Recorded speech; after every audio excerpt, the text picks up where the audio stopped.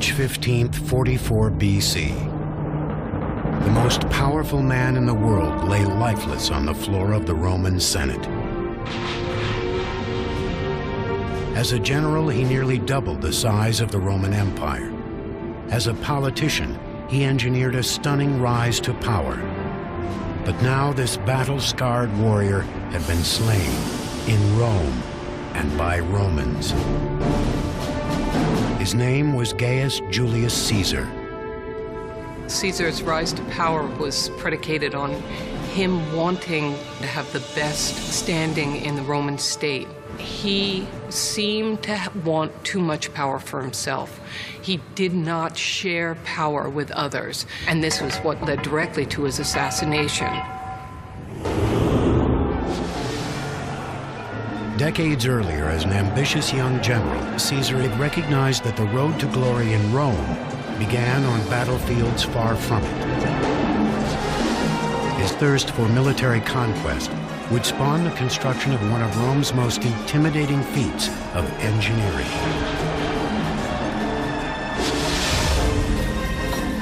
In 55 BC, Julius Caesar is leading 8 Roman legions, a total of 40,000 men, north through Gaul, a Roman province encompassing modern France, Belgium, and Switzerland. He wants to go to Germania, to Germany, and cross the Rhine because no Roman commander has yet done so. He wants to be as great a conqueror as Alexander the Great and go beyond what is known. The Rhine River lies on the edge of what is known. For centuries, it has been a buffer protecting Germanic tribes from Roman expansion. No previous army could cross it with the might needed for conquest. But Caesar is unlike any previous warrior. He could have gone by boat, but what is that for Julius Caesar to go by boat, man? Rowboat? You know, you're gonna put 8 legions in a rowboat and row across? No, man, they gotta march across. They're gonna be on horseback. From the engineering point of view, the difficulties in constructing a bridge over such a river are enormous in relationship to the depth of the water and the forceful current. If you bear in mind that this had to be done in a short period of time due to military needs, the work is actually truly exceptional. The bridge would need to be 4 football fields long and sustain the weight of 40,000 soldiers. Despite the Rhine's width, depth, and strong currents, Julius Caesar is determined to succeed. To cross a river that size with a bridge is something which plays well with an audience back at home, but of course it's something that plays extremely well with the audience standing on the other side of the river, who are going to be awestruck when they see this happening. With the speed and efficiency of a well-oiled machine, Caesar's soldiers methodically transform local timber into an expanding bridge. With every hour, an engineering miracle inches closer to the Rhine's elusive northern bank. It's almost as if a spaceship were to come down nowadays, the size, let's say, of half of Manhattan, capable of with some magnetic device that'll like lifting buildings up into the air. That would be a pretty frightening thing, something that we couldn't really grasp at all. The foundation of the bridge was a series of wooden piles driven into the bedrock of the river. Each pile was 1.5 feet thick. Toward the middle of the bridge, they had to be up to 30 feet tall to reach from the surface to the bottom. By driving the piles in diagonally, Caesar's engineers added extra stability to the bridge. When they drove the pilings in at an angle and then connected them, in many ways they were doing what carpenters do when they build a sawhorse. But with the legs angled, it utilizes forces to keep it from being pushed over and makes it a stable workspace. The sloping pile gives them a lot more strength against the force of the river and flooding of the river and so on, but it's much more difficult to drive them into the riverbed than it is to drive a vertical pile. So they would have had to work very carefully with wooden frames to push them into the riverbed. On the upstream side, the piles leaned in the direction of the current. 40 feet downstream, the corresponding piles leaned against the current. Each set of piles was joined by a long connecting beam 2 feet thick. Lengths of timber were then laid across the beams, and the surface was finished with tightly wrapped bundles of sticks. The design of the bridge itself was innovative, but what made this engineering feat even more astounding is the speed with which it was built. Just 10 days after ordering its construction, Caesar marched across his bridge and toward his destiny. If we tried to do that today, we would never be able to build something like that in so few days with that kind of technology. We could match that feat today if we had thousands of loyal, sweating soldiers totally dedicated to Caesar and the objective of getting across that Rhine River to terrorize the Germans beyond. Caesar had estimated the size of the Germanic forces at 430,000, more than 10 times the size of his own army. But when the Germans saw the Roman legions rolling over the Rhine, they quickly fled to higher ground. For the next 18 days, Caesar freely explored the territory north of the Rhine, encountering no resistance. Then he crossed back over his bridge and dismantled it, having made an unmistakable point. It is symbolic of this. Rome can go anywhere. There's nothing going to hold Rome back. And to distill it even farther, Julius Caesar can go anywhere. Caesar's bridge was an early indication of his single-minded ambition. A decade later, that ambition would propel him to unprecedented power, but it would also prove to be his downfall.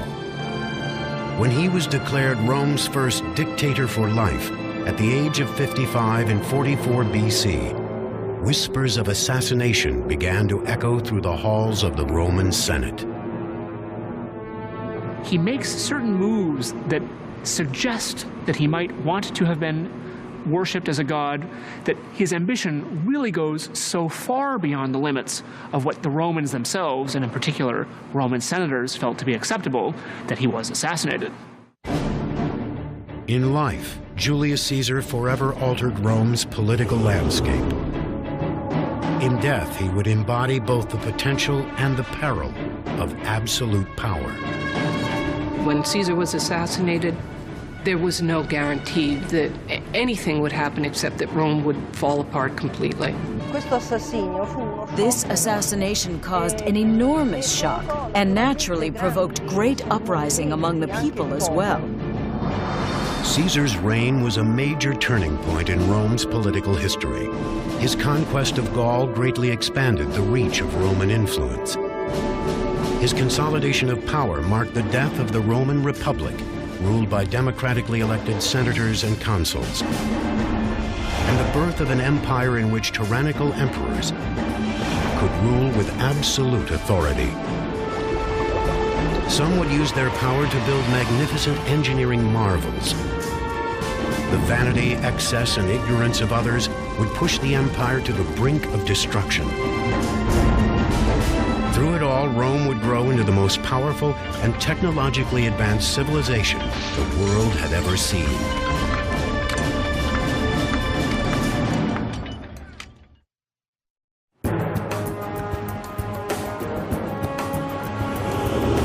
Today, Rome is a 21st century city where the ancient and modern collide.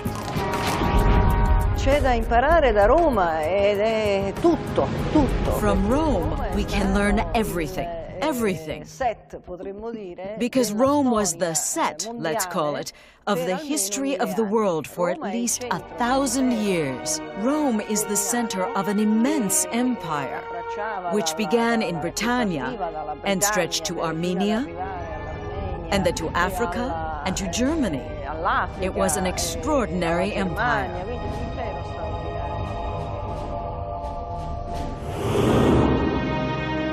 Roman legend says the city was founded in 753 BC by Romulus and Remus, two brothers who were abandoned as infants and raised by a she-wolf.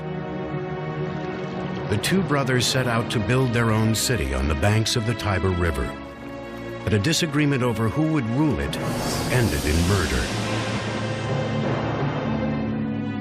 Remus was killed at the hands of Romulus, for whom the city of Rome is named.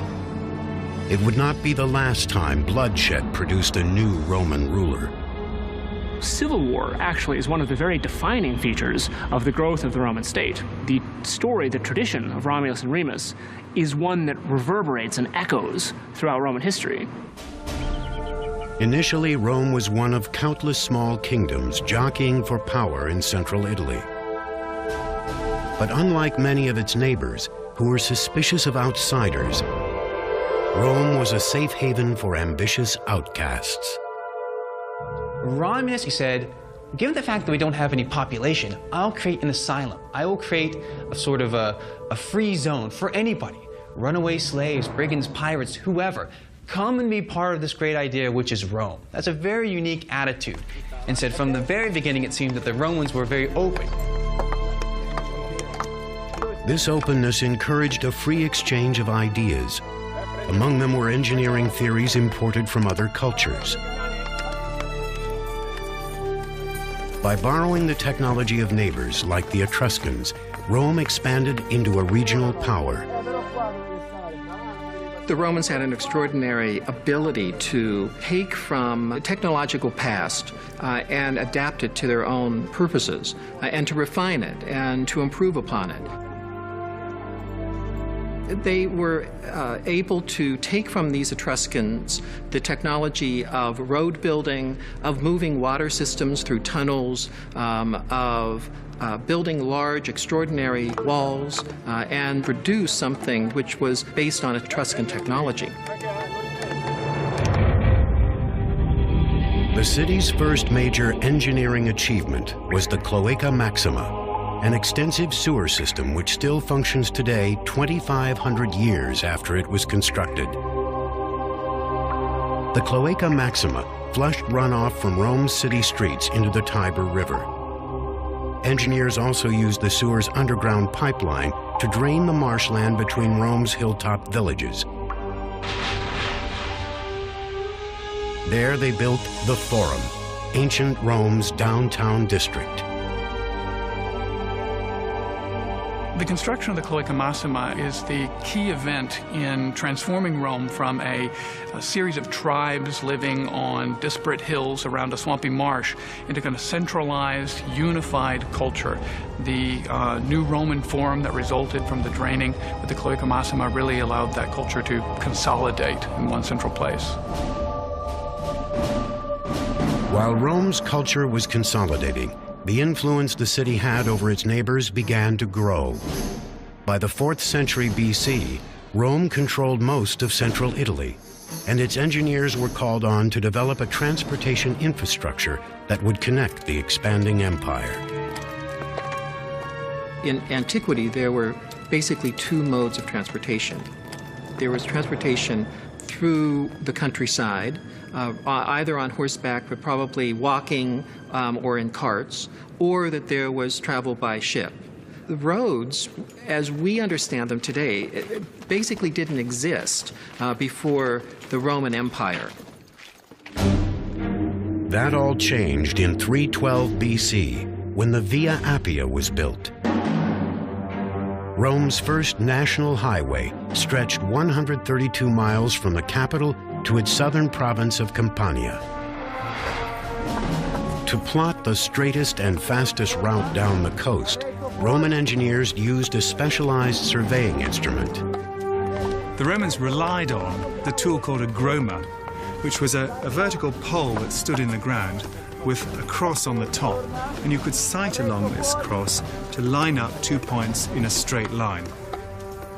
The big difference with Roman roads and modern roads is that the Romans couldn't survey a corner, so they were all dead straight, and then they would turn a sharp angle and then go dead straight in another direction. The challenge, of course, with building a dead straight road in any direction is that you come to hills and valleys and you have to cross them. So if they had to, then they would cut through the mountains in order to take the road straight through. Once the ideal path was cleared, a broad trench was dug and filled in with sand and boulders to form a solid foundation.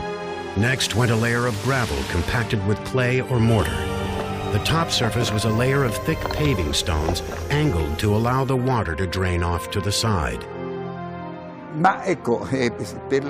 For the first time, a stable paving was made. It was a paving that could stand the test of time. It would be able to withstand the frequent travel of wagons, as well as, subsequently, that of all the armies.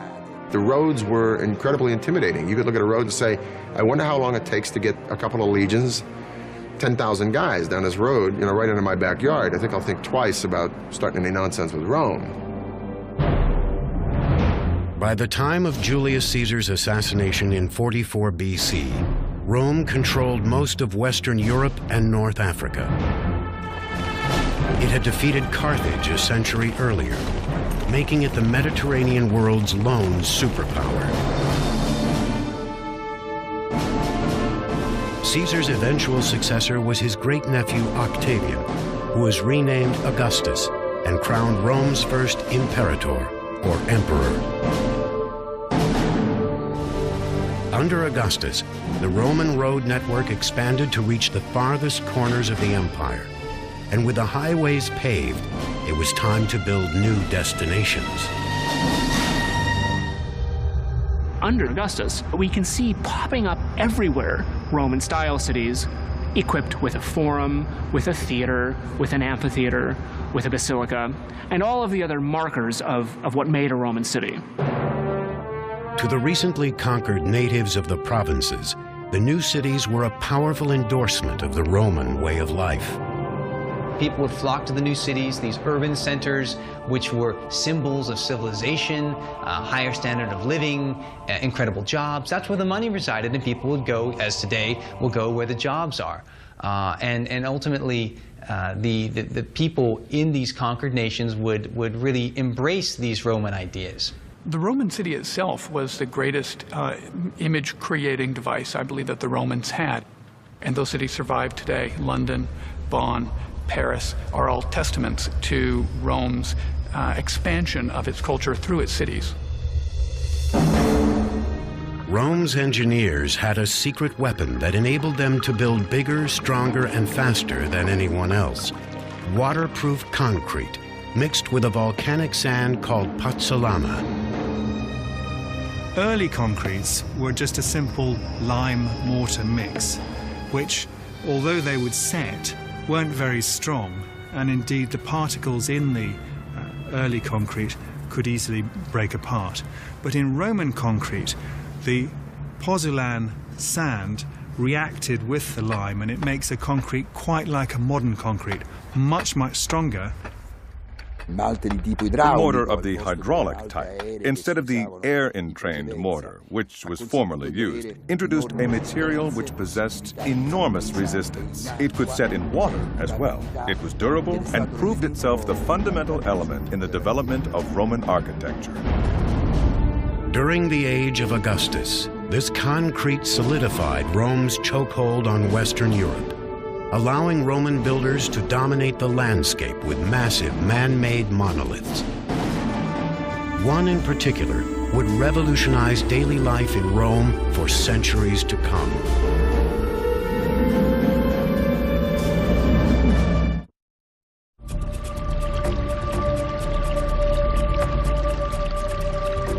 By the 1st century AD, Rome had emerged as Europe's sole superpower. And as the Romans expanded their empire outward, they also looked inward and used their superior engineering skills to improve the quality of life within the walls of the capital city. Of all the achievements of Rome's engineers, none were as life-altering as running water. Rome's system of water distribution was a quantum leap to anything which had come before it. In the capital city, 11 aqueduct lines guided a steady stream of fresh water to its citizens, carrying a combined 200 million gallons a day into the city from mountain springs miles away. What the aqueducts did was really revolutionize the daily life of Roman citizens. Not just the gardens and the villas of the wealthy or the palaces of the emperors, but the average Roman. So much water was available in the city of Rome, and this sustained an enormous population. The aqueducts fostered the growth of a new urban culture. With a constant stream of water, up to 1 million people were able to live cleanly and comfortably in the capital city. And it's the water from the aqueducts which can flush out the human filth and keep your city clean. This is another reason why the Romans think that they're superior. It's because they're cleaner than everybody else. No single emperor can claim credit for the success of the aqueducts. They were built over the course of several centuries. But it was the disfigured, stuttering Emperor Claudius who arguably had the greatest impact on Rome's water supply. Before he assumed power, Claudius had been a royal laughingstock who was considered an invalid and even hidden from the public eye. Well, he had an awkward gait. He constantly moved his head, and his laughter was excessive, and he was not very graceful. Above all, he also had problems with his salivation and such, possibly making him look quite unpleasant. In spite of his shortcomings, Claudius was cunning enough to seize power when an unlikely opportunity presented itself. In 41 AD, most of the royal family was murdered to avenge the bloody reign of Claudius's nephew, Caligula. But Claudius was spared after he was found cowering behind a curtain. With his life hanging in the balance, he managed to bribe Rome's Praetorian guards into proclaiming him emperor. His timely bribe would change the course of Roman history. Once he became emperor, he seems to have ruled in many ways, at least by our standards, well. He clearly was not a stupid man. During the reign of Claudius, the empire took several surprising steps forward. On the frontier, his legions conquered Britannia, something even Julius Caesar failed to do. And back home, he built 2 major aqueducts, the Aqua Claudia and the Anio Novus, which dramatically increased the amount of water flowing into Rome. Aqueducts are not that complicated in theory. That is that water seeks its lowest level, and therefore that you can run water down a slope from any area to another area. So that's a pretty simple premise that everybody would have known. But that the practice of creating an aqueduct is another thing. The Romans engineered their aqueducts to approach the city on a gradual declining angle, or gradient. That gradient was just several inches every 100 feet.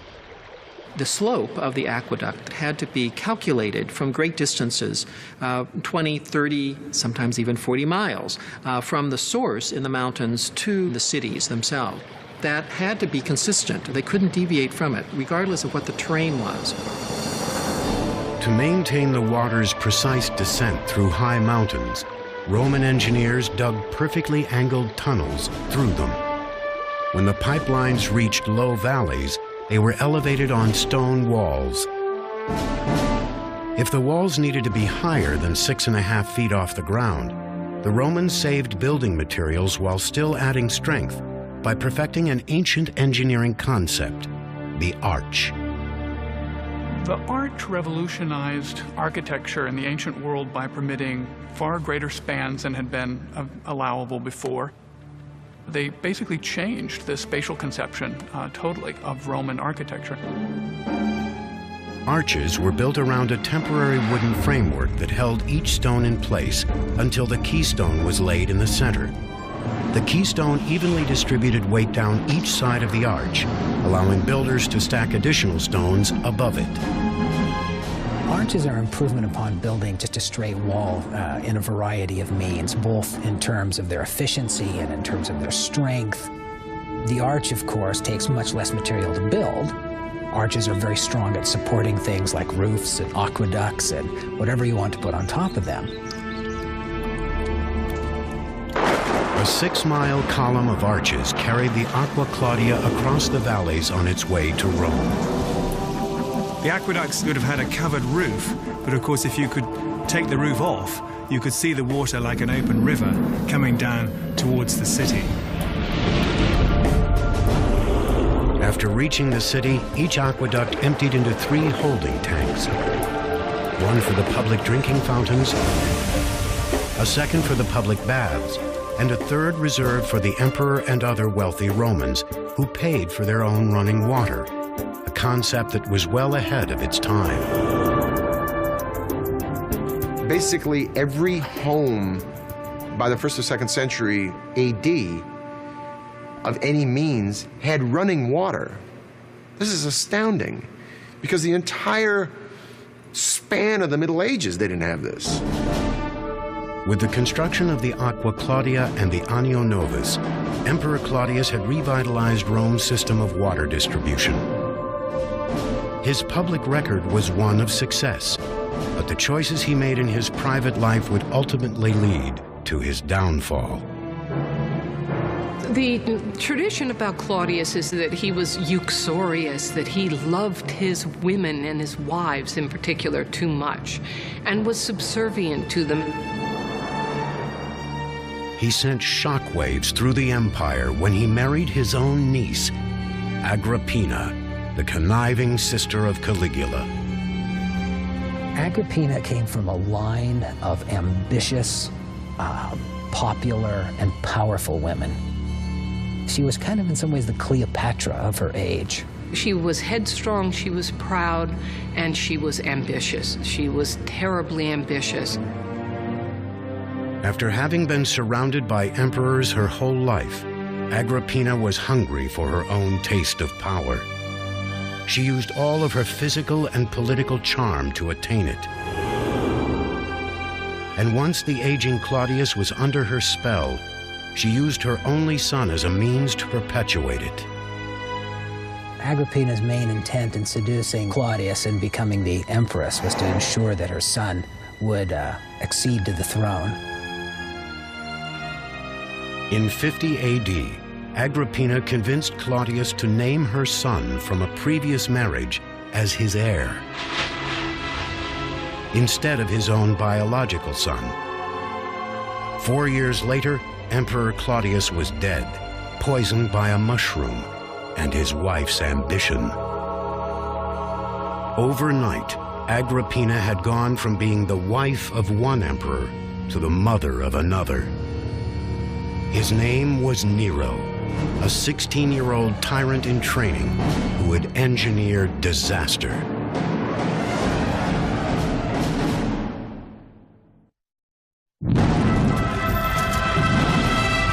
'64 AD, a small fire spreads into a week-long inferno that reduces huge swaths of Rome to ashes and leaves thousands homeless and walking the streets. The fire of '64, the fire of Rome, was something. It was an enormous tragedy. The fire burned almost 3/4 of the city.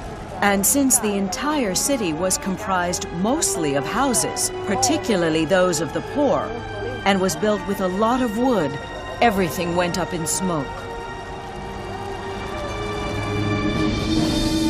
Number 1 on the list of arson suspects is the emperor himself. Nero was supposedly seen playing his lyre at the top of a nearby tower as the fire raged. He's said to have looked at the fire as though it were a spectacle, and to have gone to the Tower of Maecenas and recited the fall of Troy. The tradition is that Nero was fiddling while Rome burned. His actions after the blaze were just as incriminating. Nero confiscated a third of the charred city as his own personal property and set out to build the empire's most extravagant monument to self-indulgence, a palace complex covering some 200 acres of downtown Rome. The rumor starts to spread that he had set the fire intentionally so as to clear a portion of the city where he could build this palace. Nero blamed the fire on a new religious cult called the Christians and had hundreds of them strung up and burned to death in the streets of Rome.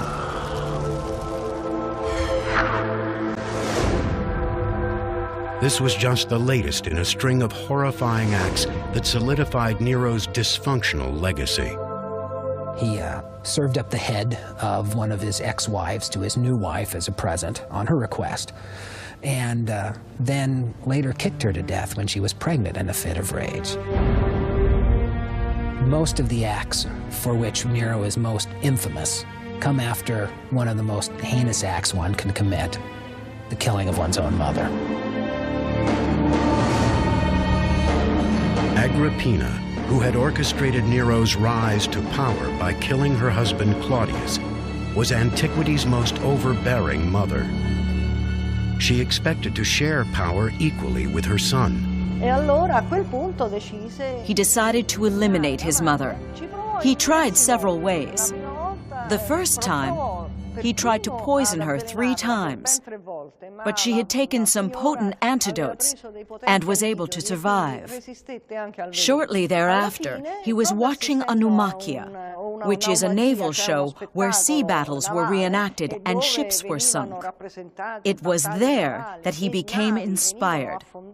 He had the idea of using one of those ships to facilitate his plan.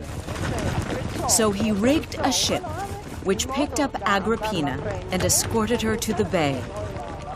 Then, at precisely the right time, the ship sank. But even this wasn't enough to silence this lady, this virago, if you will, because Agrippina managed to swim to safety. Eventually, Nero was forced to send some of his hired assassins to kill her. It was at that point that he got rid of her once and for all. As they closed in, Agrippina symbolically ordered the guards to stab her in the womb. She said, "Strike here first." This bore Nero. Very dramatic. Nero was haunted by visions of his mother's ghost for the rest of his life. Visions which pushed him further into madness. Nero, as time goes on, becomes more and more lonely, and at the same time, perhaps also therefore more and more paranoid and more cruel. It was in the midst of his deepening delusions that Nero began building the empire's most lavish pleasure palace on public land and with public money. You'd have to imagine the whole of Central Park is transformed into Bill Gates' personal estate and pleasure palace. And this is in the heart of the city where the rich and the affluent and the people who have a part of the city itself once had their homes. It was shocking. Nero bled the provinces dry to get money for that. And also in Rome, he demanded money from the rich. They had to bequeath him their money, and then they would be offed. It must have been a very scary time to be alive. Nero's golden house was built on the pain and sweat of forced labor. In ancient Rome, slavery was a common and acceptable practice. 1 in every 3 people living in the city was a slave. Rome's achievements would be unthinkable without slave labor. This slave labor was part of what generated the profits necessary to maintain and to expand an empire. There's no question that slave labor was also very significant for the building of these grand projects that really define the essence of imperial Rome. Nero's new palace would reflect his godlike perception of himself. It was designed to evoke a sprawling seaside villa in the heart of the city. Vineyards, gardens, and pastures for wild animals would cover what had once been Rome's downtown crossroads. The center of the complex would be a man-made lake and a pavilion with covered walkways a mile long. A vast 150-room wing of that pavilion still survives today, buried beneath modern Rome. Its cavernous interior demonstrates Roman mastery of another engineering innovation: the vaulted ceiling. A vault is nothing more or less than an arch which has been extended along an axis. Once you've built that framing one time and built one arch, move the framing, build another, move the framing, build another, you have a long vault. Very efficient way to build for the Romans. When the Domus Aurea was completed after just 4 years, Emperor Nero exclaimed, "Finally, I can begin to live in a house worthy of a human being."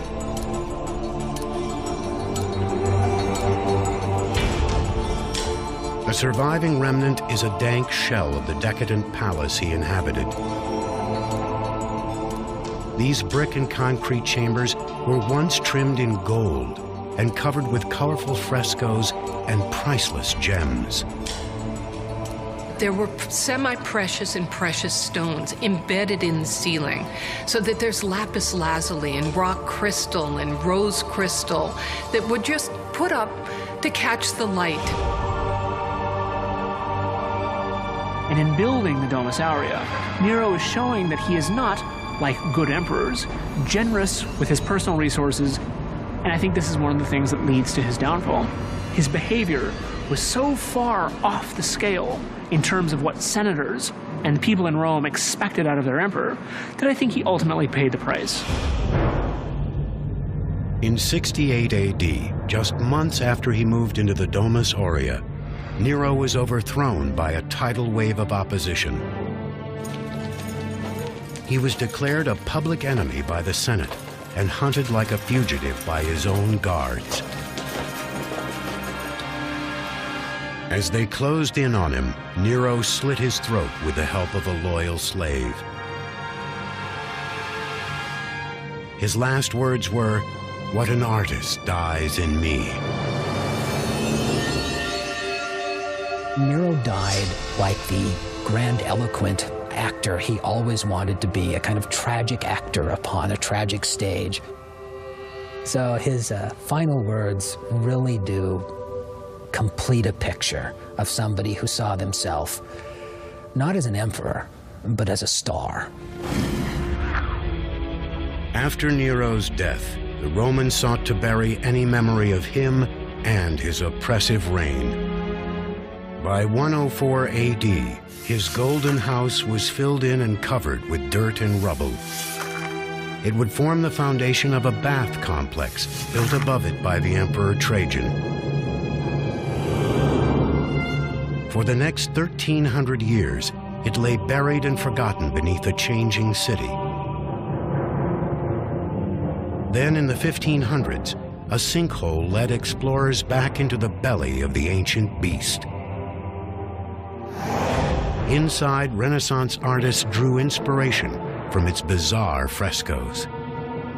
The very word grotesque that we use today is actually an artistic term to describe these strange creatures that they saw down there that were part human, part beast, part architecture, part decoration.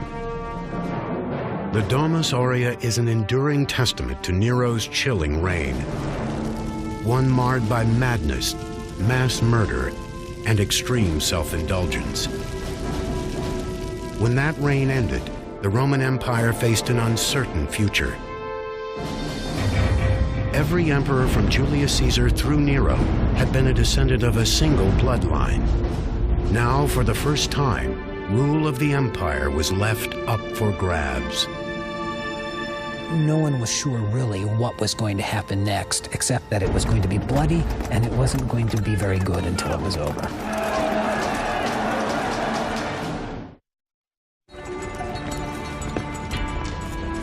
'69 AD, Emperor Nero lays dead.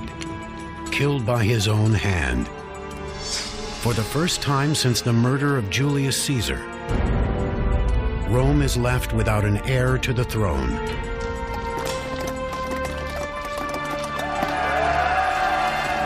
A power struggle erupts between the empire's top generals, who turn their armies on each other in a bloody bid for power.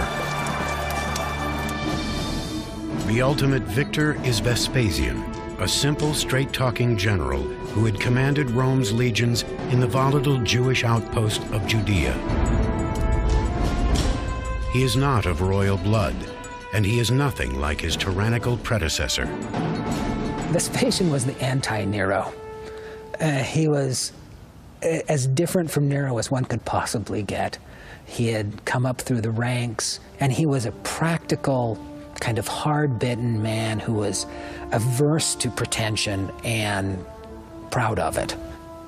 Vespasian's the kind of guy that would much rather watch a football game than an opera. Unlike Nero, who exploited the skills of his engineers for his own colossal vanity projects, Vespasian would put Rome's greatest architectural minds to work for the people. He would start by draining the massive lake that Nero had built on his palace grounds. On that site would rise Rome's most famous engineering marvel, a place where all the chaos that had consumed the city could be channeled. It would be called the Flavian Amphitheater, though we know it as the Colosseum. So the statement that Vespasian made was, I am taking a space which is only for the private use of a bad emperor, and now I'm transforming that area into a public space which will be then used for the enjoyment of all the people of Rome. So that was a very bold piece of propaganda.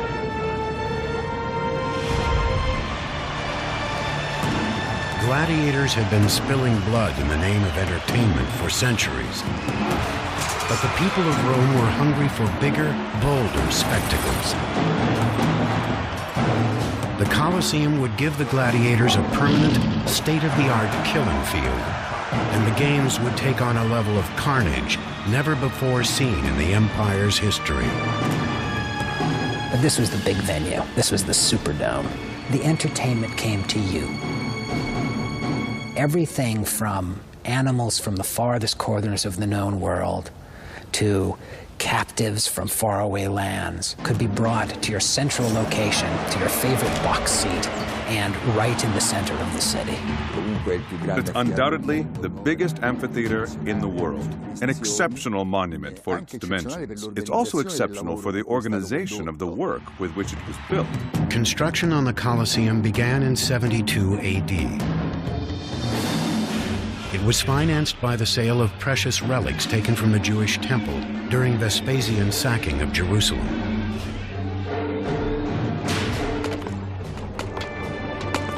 "12,000 Jewish captives were brought back from that campaign to build the amphitheater. They would have worked under tremendously harsh conditions and been worked long and hard and to the end. They poured more than 6,000 tons of concrete and hauled huge travertine building blocks to the site from a quarry 20 miles away. As the building progressed up higher, they would use less of the strong, expensive and heavy limestone and more of the cheaper ingredients, which were lighter in weight. The Romans had quite sophisticated wooden cranes and devices for lifting stones, and they'd be able to do that quite easily from the ground and up to great heights. In just 8 years, the imposing structure grew to 160 feet tall, dwarfing all that surrounded it. It's the tallest ancient Roman structure ever built. This is the amphitheater of the capital. So what was Rome? Rome was a city that was so much larger than any other city. It was so much richer. So that came to symbolize the power, the engineering, the wealth of ancient Rome. Roman amphitheaters were constructed from a surprisingly simple framework, incorporating 2 Greek theaters back to back to form one 360-degree theater in the round.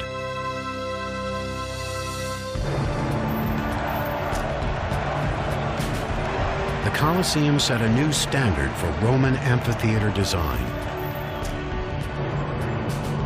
It contained an intricate network of corridors and staircases that could shuffle 70,000 Romans in and out in record time.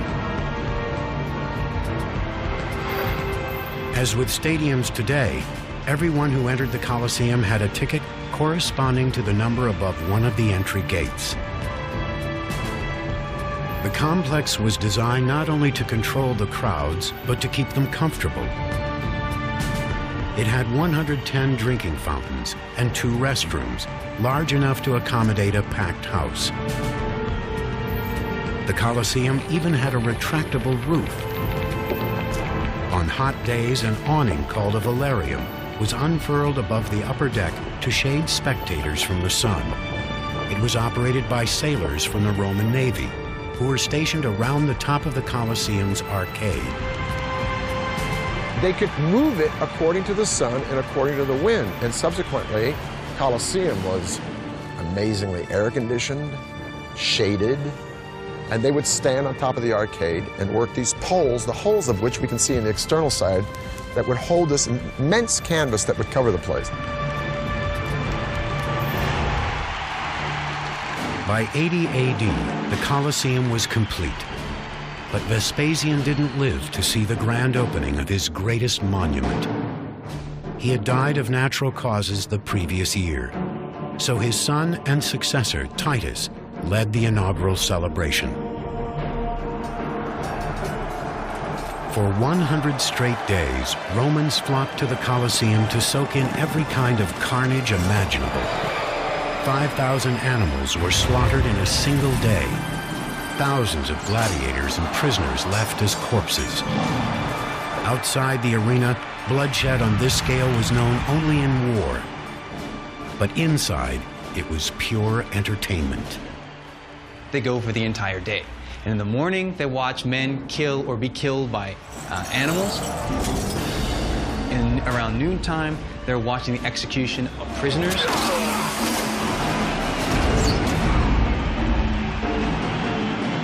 And then finally, in the afternoons, from the main event, primetime TV kind of experience is the best for last, and that's going to be gladiators, man against man.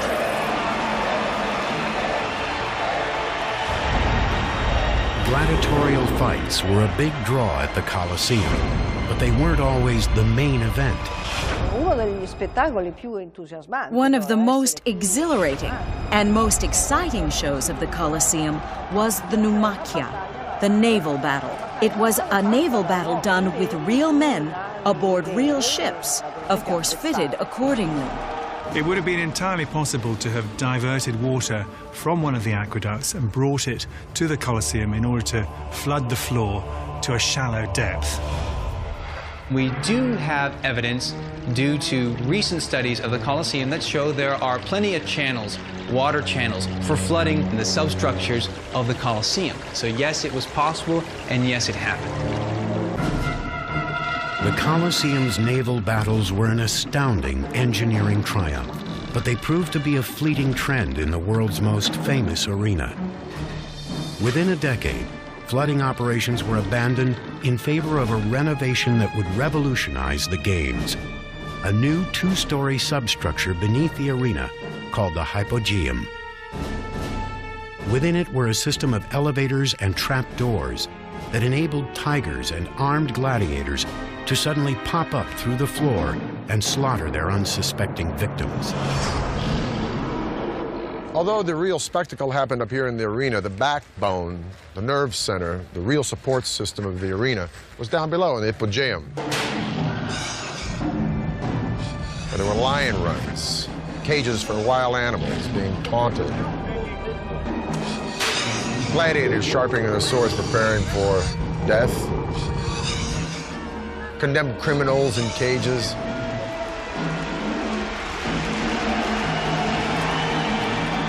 Now, as the games begin, a trapdoor in the arena floor will open, and by a system of pulleys, an elevator will hoist another lion or panther up into the arena. When the trapdoor opens, we're bathed in light. We hear the yells of the throng enjoying the games, and then the trapdoor will close again, leaving us contemplating our own demise amongst the screams and lamentations and stench of blood, beasts, and men. Violent, bloody, exploitative, thrilling. The games in the Colosseum were the ultimate Roman spectacle. And all those who entered were awed by the engineering prowess of the world's most advanced civilization.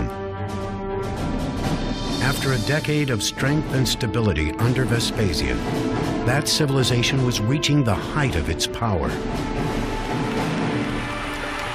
And its next generation of rulers would use that power to build ever bigger, ever bolder man-made miracles.